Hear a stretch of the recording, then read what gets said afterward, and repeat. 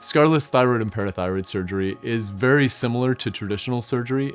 It's surgery, and so we're getting in and we're removing the problem once and for all. And that's really the big allure of any type of surgery, is you fix the problem, it's gone.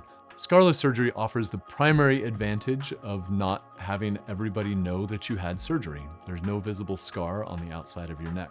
I first started doing scarless thyroid surgery in 2016, and since that time, I by far have the largest series of scarless thyroid and parathyroid cases in this hemisphere that have been done through the transoral approach. And it's really become one of the things that I lecture internationally, I lecture nationally, I teach courses.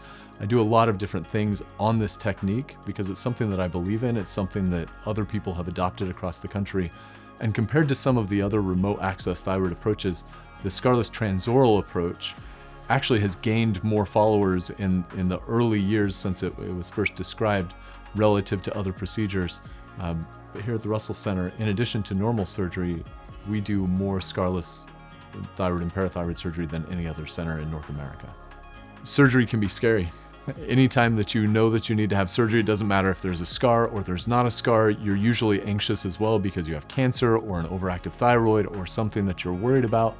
And so having to undergo surgery is something that can be daunting for patients.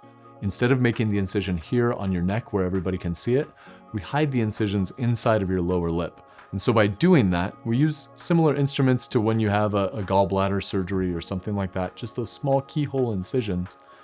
By using those keyhole incisions, we can access the thyroid in a way that doesn't let other people know that you had anything done.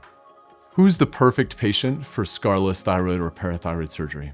It's somebody who wants to fix their problem once and for all. They have cancer, they don't want to think about their cancer. They know they want surgery, but they don't want to think about their cancer. They know the prognosis is good. They want to be done with it and move on, and then get on to the next phase of their life and not be distracted by it. Or maybe they have a parathyroid problem that they feel the same way about. They know that it's a problem that needs to be dealt with. They want to deal with it definitively, but they want to move on. That's kind of the ideal patient. It's different from radiofrequency ablation. Radiofrequency ablation, you aren't sure that you want to treat your problem definitively and start taking thyroid hormone afterwards. When you have surgery, you want to fix the problem once and for all. And scarless surgery just means you don't want to think about that problem forever.